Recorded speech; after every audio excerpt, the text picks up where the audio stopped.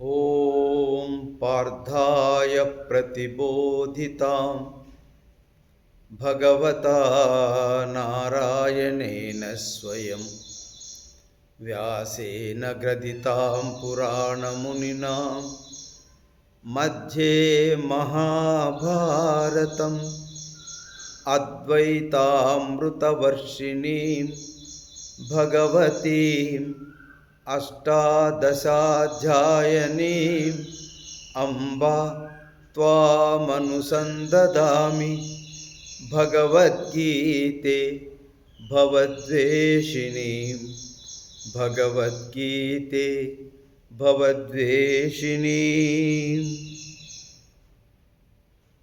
గీతా ప్రియులకు ఆత్మబంధువులకు నమో నమః. పరమాత్మ స్వరూపులారా, 100 రోజుల్లో భగవద్గీత 700 శ్లోకాల పారాయణం, అభ్యాసం, అధ్యయనం.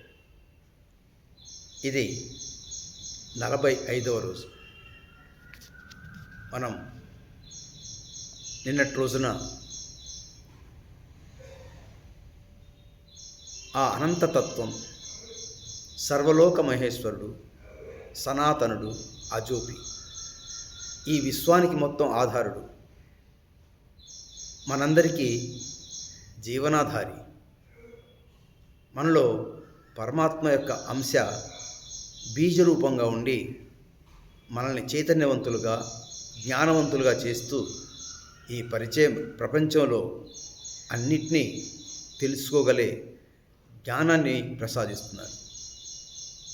అయితే ఆ పరమాత్మ అందరిలో, అన్నిట్లో, సర్వము సర్వత్రా తానై ఉన్నా కూడా ఆ సూక్ష్మత్వాన్ని మనం తెలుసుకోలేకపోతున్నాం, కనుక్కోలేకపోతున్నాం, ఆ పరమాత్మతో ఉండలేకపోతున్నాం. ఎందుకని అంటే 27వ శ్లోకంలో ఇచ్ఛా ద్వేష సముత్తేన ద్వంద్వమోహేన భారత, మనము వాసనలతో ఈ ప్రపంచంలోకి జన్మ తీసుకున్నాం. ఆ వాసనల ద్వారా మనలో కోరికలు, ద్వేషాలు అంటే ఇచ్ఛాద్వేషాలు, రాగద్వేషాలు, వీటి ద్వారా జనించినటువంటి ద్వంద్వాలు అంటే సుఖదుఖాలు, నిందాస్తుతులు, ఏమండి, లాభ నష్టాలు, ఇటువంటి వాటి మోహంలో అంటే మాయలో మనము ఉన్నాము. ఈ ఇచ్ఛాద్వేషాల నుంచి ఉత్పన్నమైనటువంటి ఈ రాగద్వేషాలే మనలో మోహాన్ని పడివేసి మనం అజ్ఞానంగా ఆ పరమాత్మాని తెలుసుకోలేని విధంగా మనకి అడ్డంకై ఉన్నాయి. అందుకనే పరమాత్మ చెప్తున్న సర్వభూతాని సమ్మోహం. కాబట్టి ఎప్పుడైతే ఆ పరమాత్మను మనం తెలుసుకోగలుగుతామో అప్పుడే మనకు ఈ మోక్షం కలుగుతుంది. అయితే దానికి విరుగుడు కూడా పరమాత్మ నేను శ్లోకంలో చెప్పాడు చక్కగా. 28వ శ్లోకంలో ఏషాం త్వంతగతం పాపం జనానాం పుణ్యకర్మణం, ఆ వాసనామయ జీవితం అంటే అవి పాపపు వాసనలు, అవిద్య వాసనలు, అజ్ఞానపు వాసనలు, కోరికల్ని, ద్వేషాలని కలిగించే వాసనలు, మనలో ద్వంద్వాలని, మోహంలో ఇరికించే వాసనలు. మరి వీటి నుంచి విముక్తి పొందితే కానీ మనం ఆ పరమాత్మను చక్కగా భక్తితో, ఆరాధనతో ఆ అనంతతత్వాన్ని మనం చేరుకోగలం. దానికి మనలో ఉన్నటువంటి మానవులకు ఉన్నటువంటి ముఖ్యమైనటువంటి 2 పీడలు ఉన్నాయి. వాటినే జర అంటే ముసలితనం, మృత్యు మరణం, జరామరణం. వీటి నుంచి మనం విముక్తి పొందాలి అంటే తప్పకుండా ఆ పరమాత్మని ఆశ్రయించాల్సిందే. ఎప్పుడైతే మనం చేసే పుణ్యకర్మల ద్వారా అవి నశిస్తాయో అప్పుడు మనలో పుణ్యకర్మ ఫలం ద్వారా ఈ జరామరణ మోక్షం ద్వారా విముక్తి పొందుతాం. అప్పుడు పరమాత్మను తే ద్వంద్వ మోహ వినిర్ముక్త, వాటి ద్వారా మనం ఆ పుణ్యఫలం ద్వారా ఈ జననమరణ మోక్షాన్ని మనం కాంక్షించి ఈ ద్వంద్వ మోహ వీటి నుంచి చక్కగా విముక్తిని పొంది ఆ పరమాత్మను దృఢంగా విశ్వసనీయంగా నిత్యము సర్వత్రా ఈ ప్రపంచంలో అతన్నినే ఆరాధిస్తూ మనం పరమగతిని పొందవచ్చు అని తెలుసుకున్నాం. మిత్రులారా, మరి ఈరోజు స్వామి చెప్తాడు, అదే జరామరణ మోక్షాయ మామాశ్రిత్యే తంత్యే ఏ బ్రహ్మ తద్విదు కృష్ణం మధ్యాత్మం కర్మ చాకిలం. అలా పుణ్యకర్మలు చేసి మనము ఈ మోహాల నుంచి ద్వంద్వాల నుంచి విముక్తి పొందినట్లయితే చక్కగా మనం పరమాత్మని ఆశ్రయించవచ్చు. ఆ పరమాత్మని జర అంటే ముసల్తనపు బాధలు వ్యాధులు వ్యధల నుంచి మరణ భయం నుంచి విముక్తిని పొంది సర్వము ఆ బ్రహ్మ గురించి కర్మ గురించి కర్మ ఫలాల గురించి అంతేకాకుండా ఆధ్యాత్మం గురించి సర్వము తెలుసుకున్న వాళ్ళమవుతాము. ఆ పరమాత్ముని యొక్క లీలలు తెలుసుకోలేకపోవటానికి కారణం మన ద్వంద్వాలు మోహమే. కాబట్టి అదే పరమాత్మ చెప్తాడు, జరామరణ మోక్షాయ మామాశ్రిత్యే తంత్యే తే బ్రహ్మ తద్విదు కృష్ణం మధ్యాత్మం కర్మ చాకిలం. మరి ఆ విధంగా పరమాత్మను తెలుసుకొని ఇంకా పరమాత్మను కొన్ని విషయాలు తెలుసుకోవాలి. ఏంటది? కొత్త విషయాలు. అధిభూతం, అధిదైవం, అధియజ్ఞం అనే కొత్త పదాలు కృష్ణ పరమాత్ముడు ఇక్కడ పరిచయం చేస్తూ అర్జునుడికి ఆ విషయాలు కూడా తెలుసుకోవచ్చు. ప్రయాణ కాలేపి చమం అంటే అంత్యకాలమునందైనను ఈ యొక్క బ్రహ్మ గురించి ఆధ్యాత్మ గురించి కర్మ ఫలాల గురించి ఏమండి అధిదైవం గురించి అధిభూతం గురించి అధియజ్ఞం గురించి చక్కగా తెలుసుకోవాలి. అప్పుడే మనం ఆ పరబ్రహ్మ తత్వాన్ని చక్కగా చేరుకోగలమని చెప్పి పరమాత్మ ఈ 30వ శ్లోకంతో సాధిభూతాదిదైవం మాం సాధియజ్ఞం చయే విదుః ప్రయాణకాలేపి చ మాం తే విదుః యుక్తచేతసః అని పరమాత్మ చెప్పడం జరిగింది. మరి ఈ యొక్క 8వ అధ్యాయం పరమాత్మ యొక్క విశాలమైనటువంటి అవగాహన కలిగిస్తూ ఆ తత్వాన్ని బోధిస్తూ మరి మనం ఇప్పుడు 8వ అధ్యాయం అక్షర బ్రహ్మయోగంలోకి ప్రవేశిస్తున్నాం. ఏ విధంగా అయితే మనం అపరా ప్రకృతి భూమి, నీరు, గాలి, ఉష్ణము, ఆకాశం, మనసు, బుద్ధి, అహంకారము ఈ 8ంటితో ఏర్పడినటువంటి అపరా ప్రకృతి ఇది జడము. దీనికి పరాప్రకృతి ఆ పరబ్రహ్మ యొక్క జ్ఞాన చైతన్యాంశ తోడైతే అప్పుడే ఈ ప్రపంచంలో అన్ని ప్రాణులు ఉత్పత్తి సాధ్యమవుతుంది. ఆ విధంగా మనము పుడుతూ జీవిస్తూ చివరకు లయం కూడా జరుగుతుంది. అంటే ఆ పరమాత్మే పుట్టుక, పరమాత్మే ప్రభవ, ప్రళయం కూడా. అంటే పుట్టుక ఆయనే, మనం లయం చేసేది కూడా ఆయనే. అయితే ఈ అధ్యాయంలో 8వ అధ్యాయంలో లయక్రమం ఏ విధంగా అయితే మనం పుట్టుక జరిగి అంచెలంచెలుగా పెరిగి మనం సాధన చేస్తామో అదేవిధంగా మన లయం కూడా అంచెలంచెలుగా జరుగుతుంది. దీన్నే సంహార క్రయం అంటారు. సంహార క్రమం అంటే మరణించిన తర్వాత మనం ఎక్కడెక్కడికి ఎలా పోతాము, మన ఆత్మ ఏ విధంగా ప్రయాణిస్తుంది, మనం పరమాత్మని ఎలా చేరుకోవాలి, అన్ని విషయాలు పరమాత్మ ఇక్కడ చెప్పడం జరిగింది. మరి 8వ అధ్యాయంలో అక్షర బ్రహ్మయోగం అంటే పరమాత్మ అక్షరుడు. ఈ అధ్యాయం మొదట్లో అర్జునుడు ప్రశ్న వేస్తాడు. అర్జున ఉవాచ కిం బ్రహ్మ కిమధ్యాత్మం కిం కర్మ పురుషోత్తమ.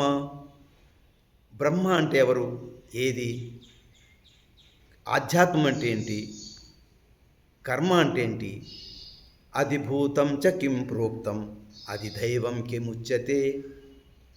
అధిభూతం అని దేన్ని అంటారు, అధిదైవం అంటే ఏంటి. అదేవిధంగా రెండవ శ్లోకంలో అది యజ్ఞం కథం కోత్ర, దేన్ని అది యజ్ఞం అంటారు. దేహేస్మిన్ మధుసూదన, ఈ దేహంలో ఆ యొక్క అధిభూతం అధిదైవం అధిదైవ అది యజ్ఞాన్ని ఏ విధంగా కనుక్కుంటారు, తెలుసుకుంటారు అని ఈ యొక్క చివరి క్షణాల్లో ప్రయాణకాలే చ కథం జ్ఞేయోసి నీతాస్మభి, అంటే నీ యొక్క ఈ అధిభూతం అధిదైవం అధియజ్ఞంని చివరి కాలం నందు, అంత్యకాలం నందు ఈ యోగులు, ఈ ఆత్మజ్ఞాన యోగులు ఎలా నిన్ను తెలుసుకోగలరు అని కృష్ణ పరమాత్ముడు, ఓ కృష్ణ, ఈ శరీరంలో అధి యజ్ఞుడెవరు, ఎలా ఉంటాడు, మనస్సును నిగ్రహించిన వారి మరణ సమయంలో ఆ మహానుభావుడు ఎలా తెలియబడతాడు, అది ఎలా స్మరణకు వస్తాడు అని తెలియజేయమని అడుగుతున్నాను. దీనికి కృష్ణ భగవానుడు చక్కగా సమాధానమిస్తూ అక్షరం బ్రహ్మ పరమం, అక్షరం బ్రహ్మ పరమం స్వభావోధ్యాత్మముచ్యతే భూతభావోద్భవకరో భూతభావోద్భవకరో విసర్గ కర్మ సంగీతః. ఈ శ్లోకంలో 3 ప్రశ్నలకు చక్కగా సమాధానం చెప్పడం జరిగింది. ఒకటి, బ్రహ్మ అంటే అక్షరుడే, పరమం అంటే పవిత్రమైన, నశ్వరము కాని శాశ్వతమైన తత్వము. అంటే సకల ప్రాణులు, సకల చరాచర భూతములన్నీ కూడా కొంతకాలం తర్వాత నశించేవి. కానీ ఆ పరమాత్మ జ్ఞాన చైతన్యాంశ నిత్యము, ఇది సృష్ట్యాది నుంచి ఉంటుంది, ఇప్పుడు ఉంది, అంతమయ్యేంత వరకు నిత్యము ఉంటుంది. కాబట్టి ఈ యొక్క బ్రహ్మ అక్షరుడు, మిగతావన్నీ క్షరములే. ఇక ఆధ్యాత్మం అంటే ఆ పరమాత్మ యొక్క అంశ మనలో బీజ రూపంలో ఉంది. దాన్ని సాధన ద్వారా తెలుసుకోవడాన్నే ఆధ్యాత్మికం అంటారు. అంటే ఆ పరమాత్మ అంశని మనలో ఉన్నటువంటి ఆ బీజ రూపాన్ని తెలుసుకొని అదై ఉండడమే, అంటే ఆత్మభావంతో ఉండడమే. ఈ దేహం అనేది అశాశ్వతం కదా, లోన ఉన్న పరమాత్మాంశ ఆత్మ శాశ్వతమైనది. ఆ శాశ్వతమైన భావనతో నేను దేహాన్ని కాను, దేహిని అనే భావంతో మెలగడమే ఆధ్యాత్మికం. ఇకపోతే కర్మ గురించి చెప్తున్నారు. కర్మ జరిగేటప్పుడు, కర్మ అంటే మన కర్మలే మన జన్మలు. మనం గతంలో చేసినటువంటి కర్మలు ఏమైతే నేను నాది అనే అహంకారంతో, స్వార్థభావంతో, అజ్ఞానంతో కర్మలు చేశామో ఆ కర్మల యొక్క వాసనలు ఈ జన్మకు మనం తెచ్చుకుంటాం. ఆ కర్మ వాసనల యొక్క ప్రభావం చేత మరలా మనం ఇక్కడ కర్మలు చేస్తాం. అంటే ఆ వాసనల సమూహాన్ని ఇక్కడ కర్మ విసర్గ కర్మ సంహిత అని చెప్పడం జరిగింది. ఏమండి, ఇంకా 4వ శ్లోకంలో ఏం చెప్తున్నాడు స్వామి, అధిభూతం క్షరోభావ, అధిభూతం క్షరోభావ పురుషశ్చాదిదైవతం అధియజ్ఞోహమేవాత్ర దేహే దేహభృతం వరా. పరమాత్మ చెప్తున్నాడు, అధిభూతం అంటే ఏం లేదు, ఏమైతే గత జన్మ నుంచి వాసన తెచ్చుకొని ఇక్కడ ఉపాధిని పొందారో, శరీరాన్ని పొందారో అవన్నీ కూడా అధిభూతమే. అంటే అన్ని ప్రాణుల యొక్క సమూహము, సకల చరాచర ప్రాణి సముదాయము అది అధిభూతము. ఇక అధిదైవం అంటే ఆ ఉపాధిలో ఆ శరీరంలో ఉండి మన చేత కర్మలు చేయిస్తూ ఆ కర్మ ఫలాలని అనుభవిస్తూ ఉన్నటువంటి జీవభావము, దాన్నే జీవాత్మ అంటారు. అదే అధిదైవము. ఇక అధియజ్ఞం గురించి పరమాత్మ చెప్తూ దేహధారులలో శ్రేష్ఠుడైన ఓ అర్జునుడా, 4వ శ్లోకంలో అధిహజ్ఞోహమేవాత్ర దేహే దేహభృతాంవర. ఈ అధిభూతం గురించి, అధియజ్ఞం గురించి చెప్తూ నశించిపోయే తత్వం గల ఉపాధులు మరియు ప్రపంచం కూడా అధిభూతమే. సకల ప్రాణులు, ఈ ప్రపంచము నశ్వరములే, అందుకని అవి అధిభూతము. ఆ ఉపాధిలో ఉండి, శరీరంలో ఉండి కర్మఫలాలను అనుభవించే మానవుడే, అంటే జీవుడే అది దైవతం.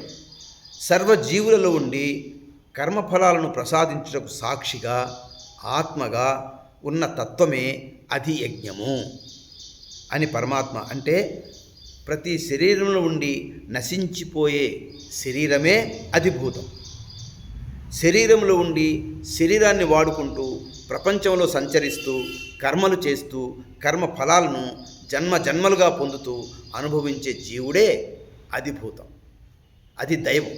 ఏమండి, మరి సర్వానికి ఆధారమై సర్వజీవులలో ఉండు పరమాత్మ తత్వమే అది యజ్ఞము అండి. ఈ తత్వమే మానవుని కర్మ ఫలాలను మరో జన్మకు అందించే సాక్షి, ఆత్మ. ఈ మూడు తత్వాలు ప్రతి ఉపాధిలో, అంటే ప్రతి శరీరంలో ముప్పేట కలిసి మమేకమై ఉన్నాయి. ఇది తెలుసుకోవటమే చాలా జ్ఞానం, ఆధ్యాత్మిక జ్ఞానం. కాబట్టి పరమాత్మ ఈ విధంగా అర్జునుడు అడిగిన 6 ప్రశ్నలకు చక్కగా సమాధానం చెప్పి, మరి చివరిలో పరమాత్మ ఎవరైతే ఈ విషయాలను చక్కగా తెలుసుకొని అదే స్మరణలో ఉంటూ, ఏమండి, మరి అంత్యకాలంను సమీపించిన తర్వాత వారి ప్రయాణం సుఖంగా జరగాలి అంటే ఈ యొక్క భావనతో ఉండాలి. అంటే నేనే అధియజ్ఞమును, అధిభూతమును, అది దైవమును అనే భావన రావాలి. దానికి పరమాత్మ చెప్తున్నాడు, అంతకాలే చ మామేవ స్మరన్ముక్త్వా కలేవరం. ఈ శరీరాన్ని విడిచే ముందుగా ఈ యొక్క బ్రహ్మ గురించి, ఆధ్యాత్మ గురించి, కర్మ గురించి, ఏమండి, అధిభూతం, అది దైవం, అది యజ్ఞం గురించి స్మరణకు రావాలి. అంటే ఆ పరమాత్మని యొక్క తత్వం మనలో ఉండి మనము దాన్ని స్మరించుతూ ఉండాలి. అప్పుడే అంత్యకాలం ముందు కూడా మనకు అదే స్మరణ వస్తుంది. కాబట్టి ప్రయాతి సమద్భావం, ఎవరైతే ఆ ప్రయాణంలో అంత్యకాలంలో నన్నే తలుచుకుంటారో యాతి నాస్త్యత్ర సంశయ, ఇక తప్పకుండా ఆ పరమపదాన్ని మనం చేరగలము. అందుకని పరమాత్మ తత్వాన్ని చక్కగా అర్థం చేసుకోవడానికి కృష్ణ భగవానుడు అర్జునుడికి ఈ యొక్క భగవద్గీతను బోధించడం జరిగింది. ప్రత్యేకంగా ఈ అధ్యాయంలో ఇప్పుడు మన ప్రయాణం, మరణించిన తర్వాత మన ప్రయాణం ఎలా జరుగుతుంది, ఎవరు మరలా జన్మలు తీసుకుంటారు, ఎవరు పరంధామానికి చేరుకుంటారు, అది చక్కగా తెలుసుకుంటే మన జీవనం విధానంలో మార్పులు వచ్చి చక్కటి పరమాత్మ భక్తులం అవుతాం. ఏమండి, అదే చెప్తున్నాడు ఇక్కడ, అంతకాలే చ మామేవ స్మరన్ముక్త్వా కలేవరం యప్రయాతి సమద్భావం యాతి నాస్తత్ర సంశయ. అంత్యకాలంలో కూడా అనంతతత్వాన్ని, అంటే ఆ పరమాత్మ తత్వాన్ని స్మరిస్తూ ఎవరు శరీరాన్ని వదిలి వెళ్ళుచున్నాడో అతను ఆ తత్వాన్నే పొందుతాడు. ఈ విషయంలో ఏమాత్రము సందేహం లేదు. అంటే యద్భావం తద్భవతి కదా, మనం ఎలా భావన చేస్తే అలాంటి జన్మే వస్తుంది మనకు. కాబట్టి ఈ యొక్క 8వ అధ్యాయంలో మనం అక్షర బ్రహ్మయోగంలో ప్రవేశించి చక్కగా ఆ సంహార క్రమం ఎలా జరుగుతుందో అన్ని విధాలుగా తెలుసుకుందాం. ఓం తత్సత్. సర్వే జనా సుఖినో భవంతు, సర్వే సన్మంగళాని తంతు.